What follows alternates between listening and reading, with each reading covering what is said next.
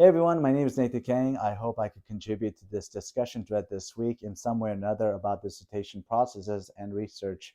And I wanted to look at some dissertations written about the 442nd Regimental Combat Team. December 7, 1941, Japan bombs Pearl Harbor, and America is at war against Germany and Japan. Unfortunately, in America, many Japanese Americans face discrimination and eventually by an executive order issued by President Franklin D. Roosevelt, were relocated into internment camps simply because America could not trust these Japanese Americans when it came to their loyalty to the American cause. Now, many Japanese Americans, they were known as Nisei, which means second generation. They were born and raised in America. They considered themselves proud Americans and they considered America their home. They want to demonstrate their loyalty by joining the 442nd Regimental Combat Team and fighting against the Axis powers during that war.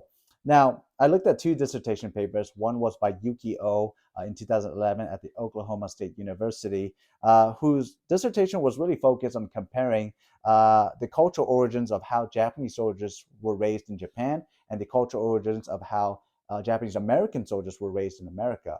And while they were different, there were also similar origins as well, one of which is the demonstration of loyalty.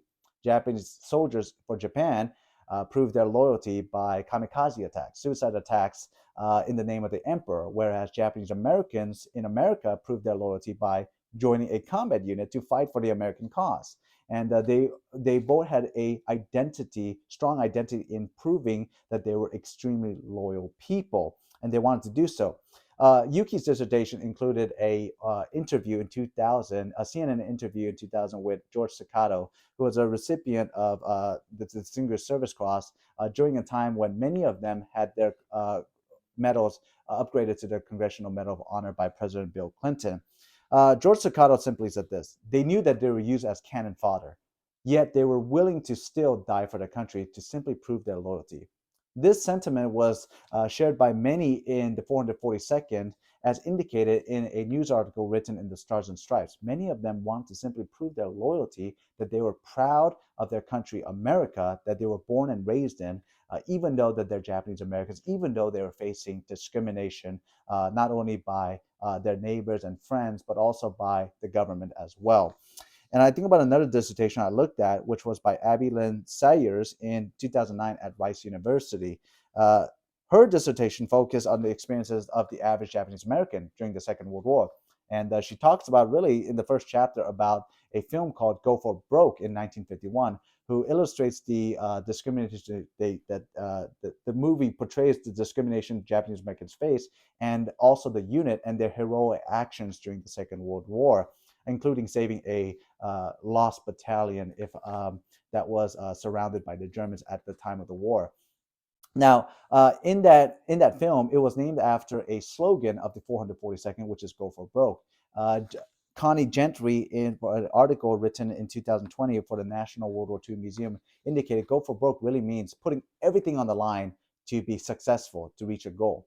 And that's what they did. Japanese American soldiers were fighting a two-front war, one against the Germans in Europe and one against racism in America. And they eventually overcame both of which, even though one took a little longer than the other.